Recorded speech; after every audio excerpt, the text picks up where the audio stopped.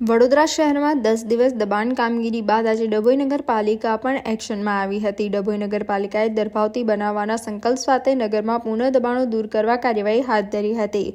ડભોઈ નગરમાં મુખ્ય રસ્તાઓ ઉપર ઉટલા ચણી રોડ ઉપર દબાણ કરતા નગરમાં મોટા ભાગના દબાણો દૂર કરવાની કાર્યવાહી શરૂ કરી હતી। ડભોઈ પાલિકા પ્રમુખ બિરેન શાહ, ચીફ ઓફિસર જયકિશન તડવી સહિત કર્મચારીઓ મેદાનમાં ઉતર્યા હતા। પોલીસ બંદોબસ્ત સાથે પાલિકાએ દબાણો દૂર કરવાની કાર્યવાહી શરૂ કરી હતી। Chhipwad railway station road ટાવરથી Vadodari ભાગોળ રોડ ઉપર દબાણો દૂર કરવા તાકીદ કરી હતી। દબાણ કરતા લોકોમાં ભય ફેલાતા જાતે જ દબાણ દૂર કરવા કામે લાગ્યા હતા। મારું એવું માનવું છે કે વિનાશ થશે તો જ વિકાસ થશે। એના સૂત્ર સાથે નગરપાલિકાની ટીમ જે સિટી સર્વે સાથે માપણી કરી હતી, ટાવરથી છીપવાડ બજાર સ્ટેશન રોડ, સ્ટેશનથી વડોદરી ભાગોળને ટાવર ચોક સુધી માપણી થઈ છે। ત્યાં દબાણ હટાવવાની ઝુંબેશ ચાલુ છે। લોકોએ નગરની ટીમ દબાણ શાખા હટાવવા આવતા લોકોએ સ્વયંભૂ પણ પોતાની જગ્યાઓ જે માર્કિંગમાં આવી છે તોડવાનું ચાલુ કરી દીધું છે।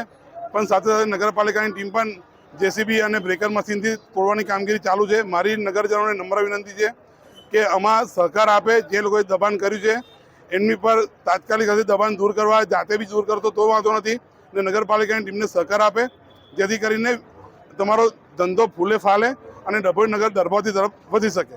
આજ રોજ ડભોઈ નગરપાલિકા દ્વારા ટાવર ચોકથી લઈ છીપવાડ બજાર બાજુથી રેલવે રોડ થઈ ને વડોદરી ભાગોળ સુધીના રોડ પરના જે કાયમી કે હંગામી દબાણો છે તે દૂર કરવાની કામગીરી હાથ ધરવામાં આવેલ છે। જેના અંતર્ગત રોડ પરની સાઈડ પર આવેલા જે રસ્તા પરના દબાણોમાં ઓટલા ને એ બધું લોકોએ બનાવેલું હતું તે દૂર કરવાની કામગીરી હાથ ધરવામાં આવશે। આને ટ્રાફિકને અનુરૂપ લોકોને જે ટ્રાફિકની સમસ્યા શહેરના મધ્યમાં વર્તાઈ રહી છે તેને દૂર કરવાના ભાગરૂપે આ કામગીરી થઈ રહી છે।